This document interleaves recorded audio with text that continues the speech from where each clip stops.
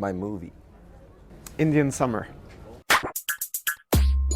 Frognerparken. Home. Lars von Trier. Complicated feelings. Genius. Confusion.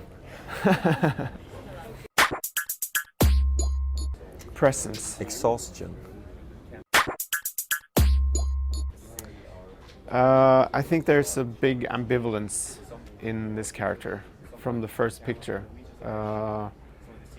Whether he feels that life is worth living or not.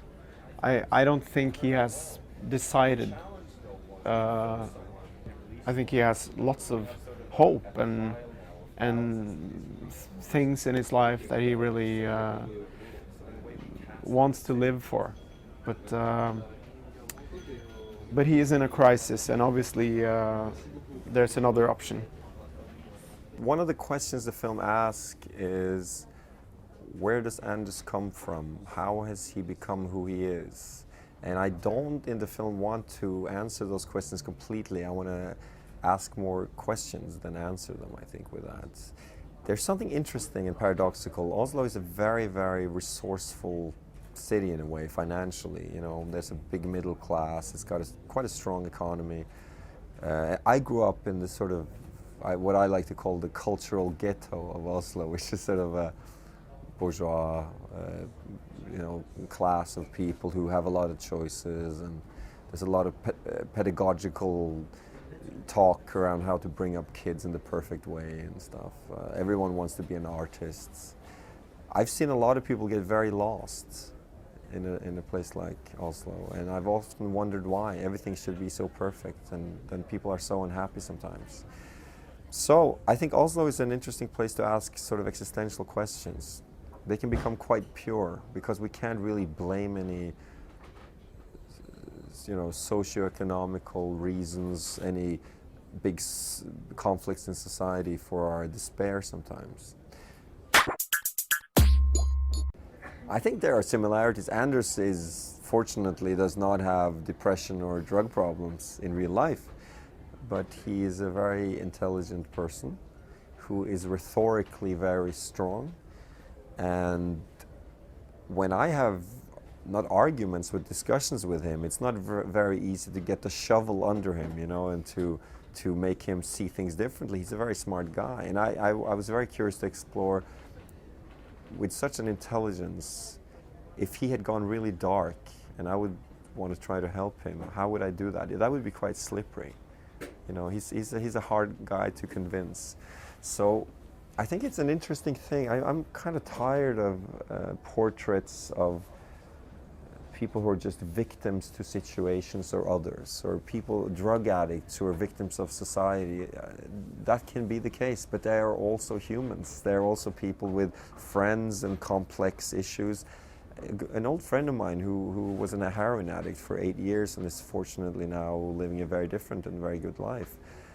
He had practical problems. He needed the drugs, but he was working. He was a resourceful guy. A lot of people didn't know about it. Some of us did, and we tried to help him as best as we could. But I'm tired of these cliche portraits of stereotypical street junkies. We know about that. Those stories should be told as well, but we know them, and there are many of them. So I wanted to kind of take that a different place. I don't have the kind of problems that this character has. At all, but I think maybe we come from the same cultural middle class background. There's a sequence in the film where he's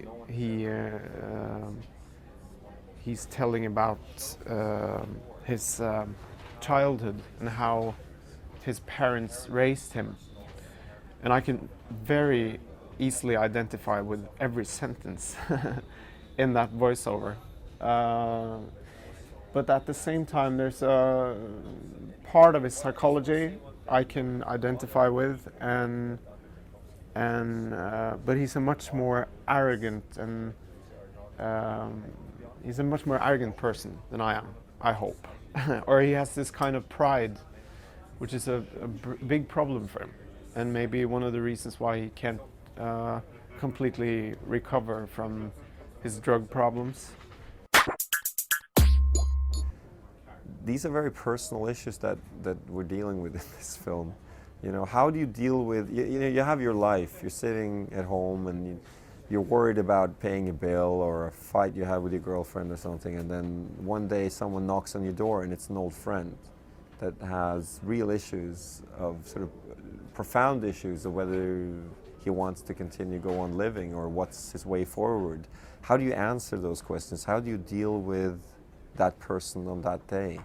I've been in that situation, and this is a film made also about the people we weren't able to bring with us, you know, and sort of sad stories that stuck with me about people that somehow either I've lost contact with or lost completely, you know.